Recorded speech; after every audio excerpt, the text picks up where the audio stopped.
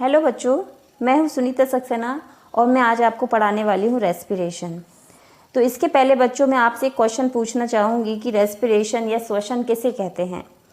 तो मुझे पता है कि अधिकतर बच्चों का ये क्वेश्चन आंसर आता है कि सांस को लेना और छोड़ना। लेकिन बच्चों, ये सांस को लेना, ऑक्सीजन को लेना और कार्बन डाइऑक्साइड को छोड़ना, ये क्या है? ये श्वसन नहीं है, रेस्पिरेशन नहीं है। ये क्या है? ब्रीदिंग की प्रोसेस है। ब्रीदिंग, जिसमें कि कोई भी रासायनिक क्रिया नहीं हो रही है। जिसमें क्या हो रहा है, हमारी जो वक्षी गुहा है, हमारी वक्षी गुहा में जिसमें फेफड़े स्थित होते हैं, जिसमें लंग्स होते हैं, वो लंग्स जो हैं वो हमारे एक बार फैलते हैं और एक बार सिकुड़ते हैं तो कार्बन डाइऑक्साइड उसमें भरी हुई बाहर निकल जाती है। और जब वो रिलैक्स होते हैं तो हमारे वायुमंडल की जो ऑक्सीजन है वो हमारे लंग्स में आ जाती है। तो ये ब्रीदिंग की प्रोसेस कहलाती है, जिसको कि हिंदी में हम बोलते हैं श्वासोच्छ्वास। क्या बोलते हैं?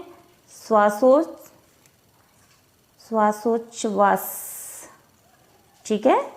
तो इसमें सांस को लेना और छोड़ना होता है, इसमें कोई भी रासायनिक क्रिया नहीं होती। तो फिर बात ये आती है कि रेस्पिरेशन किसे कहते हैं। तो रेस्पिरेशन बच्चों, मैं आपको इसमें एक डेफिनेशन बताती हूँ कि रेस्पिरेशन एक ऑक्सीडेशन रिएक्शन है, ऑक्सीकरण क्रिया है। ठीक है। क्या है? रेस्पिरेशन एक ऑक्सीकरण की क्रिया है और जिसमें जो ग्लूकोज है, अब आपको ये पता होना चाहिए कि जो ग्लूकोज है ये कहाँ से आया। ये ग्लूकोज हमको प्राप्त हुआ है जो आपके इसके पहले की जो मैंने वीडियो डाली है और उसमें जो हमने पढ़ा था पाचन तंत्र, तो उस पाचन तंत्र में हमने ये देखा था कि कार्बोहाइड्रेट का जब पाचन हो जाता है तो वो ग्लूकोज में टूट जाता है।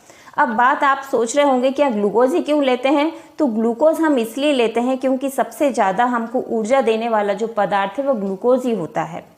तो ये एक रासायनिक क्रिया है, ये एक ऑक्सीकरण की क्रिया है जिसमें ग्लूकोज के अपघटन, यहाँ पे ग्लूकोज एक बड़ा अणु है और वो बड़ा अणु यहाँ पे क्या हो रहा है? अपघटित हो रहा है, टूट रहा है, डिग्रेडेशन हो रहा है इसका। इससे हमको क्या उत्पाद मिल रहे हैं? कार्बन डाइऑक्साइड और जल प्राप्त होते हैं और ऊर्जा मुक्त होती है। ठीक है।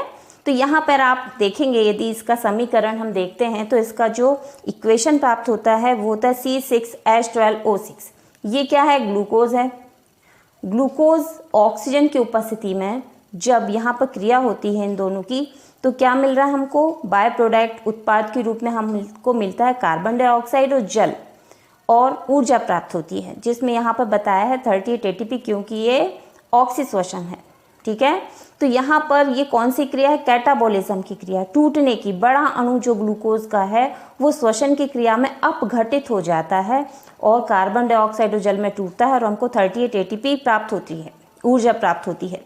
ठीक है बच्चों। अब आपको लेकिन एक बात आप यहाँ ये भी देखिए कि जो ग्लूकोज है ये तो हमको प्राप्त हुआ था श्वसन पाचन की क्रिया में, लेकिन ये ऑक्सीजन कहाँ से आई? ये ऑक्सीजन कहाँ से आई? तो बच्चों, ये ऑक्सीजन जो है जब हम सांस लेते हैं और सांस हमारे फेफड़ों में जाकर भर जाती है तो फेफड़ों में ही गैसों का आदान प्रदान होता है ये ऑक्सीजन हीमोग्लोबिन के साथ में वहाँ से ट्रांसपोर्ट होकर हमारे शरीर की कोशिकाओं में पहुँचती है। और वहाँ पर ये जो पहले से ही वहाँ पर ग्लूकोज जो है हमारी कोशिकाओं में उपस्थित है वो इसके साथ क्रिया करता है और हमको ये कार्बन डाइऑक्साइड और जल तो उत्पाद के रूप में प्राप्त होते हैं और हमको एनर्जी मिलती है। तो आप समझ में आया ना बच्चों आपको कि जिसके लिए हम भोजन करते हैं वो ऊर्जा हमको पाचन में नहीं मिलती है, वो कहाँ मिल रही है? हमको श्वसन में।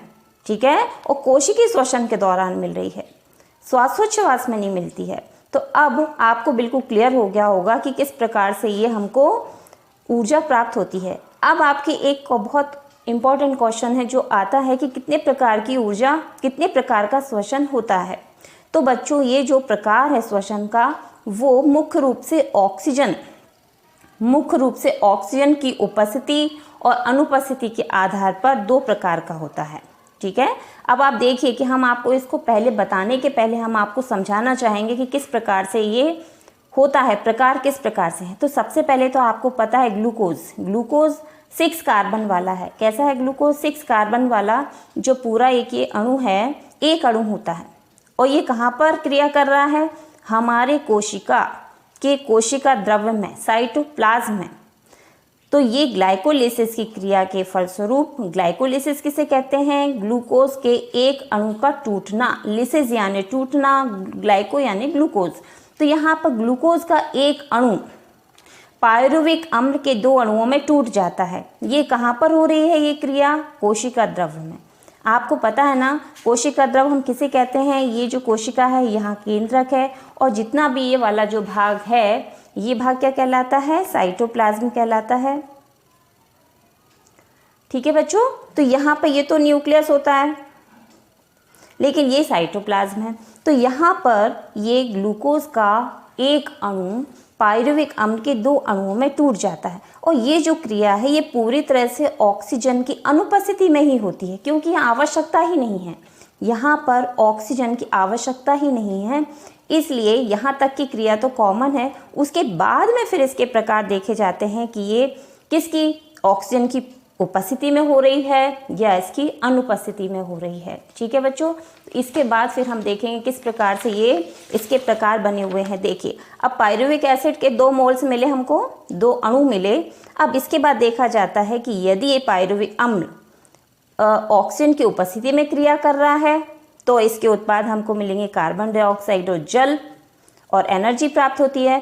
यदि ये अनुपस्थिति में हो रही क्रिया, अनुपस्थिति में यानी आवश्यकता ही नहीं है यहाँ पर ऑक्सीजन की, और इस प्रकार की जो क्रिया है वो होती है ईस्ट में, जो कि फर्मेंटेशन किण्वन की क्रिया है। ठीक है, तो इसमें हमको मिलता है एथिल अल्कोहल। ये क्या है? एथिल अल्कोहल,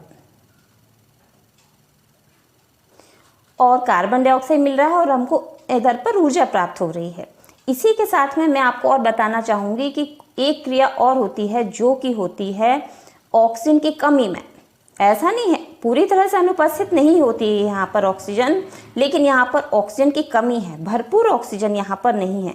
और इस प्रकार की कोशिका, इस प्रकार की जो क्रिया है वो कहाँ पर होती है? मसल सेल्स में, पेशी कोशिकाओं में। कब होती है ये क्रिया? जब हम अतिरिक्त कार्य करते हैं। मान लीजिए कि आपको कोई टीचर पनिशमेंट देता और कहता उठक बैठक लगाओ, तो आप क्या करते हो? आपके पैर थक जाते हैं।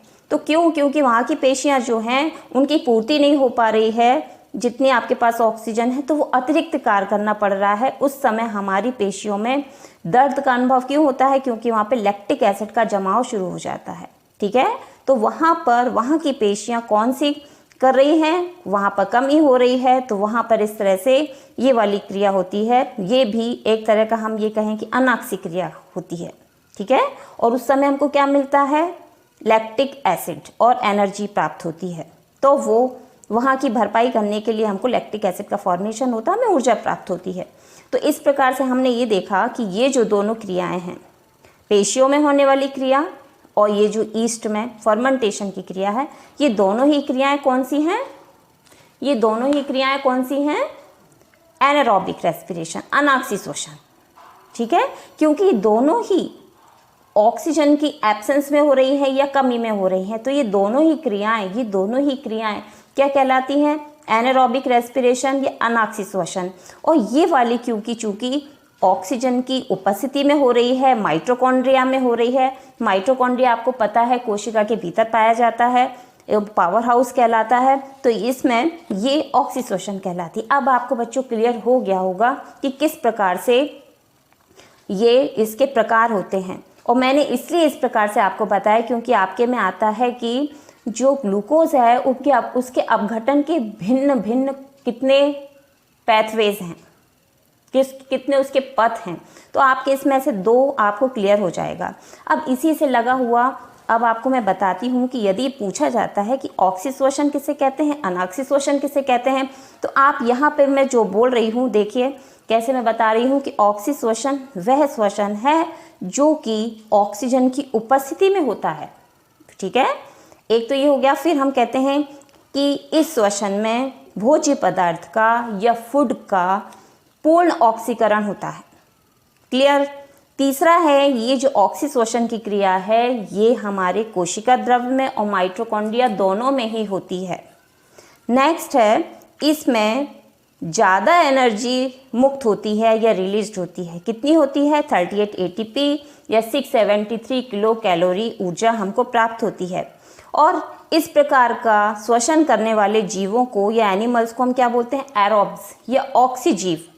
क्या बोलते हैं? एरोब्स या ऑक्सीजीव।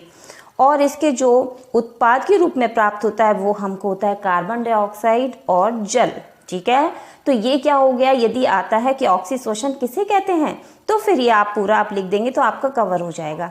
इसी प्रकार से हमने देखा कि अनॉक्सीश्वसन किसे कहते हैं, ये पूछा जाता है तो नाम से ही समझ में आ रहा है, इन एब्सेंस ऑफ एयर यानी ऑक्सीजन, ऐसी क्रिया जो ऑक्सीजन की अनुपस्थिति में होती है।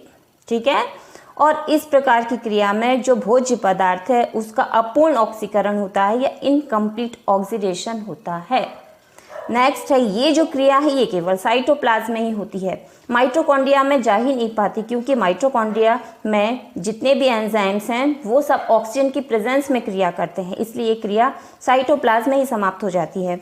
और इस क्रिया में कम ऊर्जा प्राप्त होती है, हमको केवल 2 ATP यानी किलो कैलोरी के फॉर्म में हमको 21 किलो कैलोरी मिल रहा है। और इस तरह का श्वसन करने वाले जो जीव हैं वो हमको कहलाते हैं अनॉक्सीजीव या एनारोब्स। और इसके जो उत्पाद हैं वो हैं कार्बन डाइऑक्साइड तो है ही, साथ में यदि वो फर्मेंटेशन की क्रिया हुई तो एथिल अल्कोहल और लैक्टिक एसिड पेशियों में। इस प्रकार से हमने ये देखा। अब आपका ये तो हमने अलग अलग बताया, इसी को आप इसके अंतर के रूप में भी लिख सकते हो। ऑक्सीजन की यदि आधार पे हम कहें तो ये इसकी ऑक्सीजन की उपस्थिति में होती है, ये ऑक्सीजन की अनुपस्थिति में होती है। दूसरा हाथ होता है, इसमें भोज्य पदार्थ का कंप्लीट ऑक्सीडेशन होता है। एनारोबिक में होता है, इसमें भोज्य पदार्थ का अपूर्ण ऑक्सीकरण होता है। तीसरा कहाँ पर होती है? तो ये साइटोप्लाज्म और माइटोकॉन्ड्रिया दोनों में होती है, लेकिन ये केवल साइटोप्लाज्म में ही होती है। अगला है, इसमें ज़्यादा एनर्जी मुक्त होती है, इसमें कम एनर्जी मुक्त होती है। इसमें 38 ATP तो इसमें केवल 2 ATP, इसमें 673 किलो कैलोरी तो इसमें 21 किलो कैलोरी। इसमें एरोब्स कहते हैं तो इसमें एनारोब्स कहते हैं। और इसमें CO2 और H2O हमको बायो उत्पाद के रूप में मिलता है, तो इसमें हमको एथिल अल्कोहल, लैक्टिक एसिड और कार्बन डाइऑक्साइड मिलता है। अब बच्चों, मुझे पूरी आशा है कि आपको बिल्कुल क्लियर हो गया होगा ये। और फिर भी यदि आपको कुछ समझ में नहीं आता है तो आप कमेंट बॉक्स में आकर पूछ सकते हैं, और इसके पहले की वीडियोस जो हैं वो उसका लिंक मैं इसके नीचे ही दे दूँगी, तो आप उसको देख सकते हैं। और कुछ भी परेशानी होने पर, कन्फ्यूज़न होने पर आप मुझे कमेंट कर सकते हैं।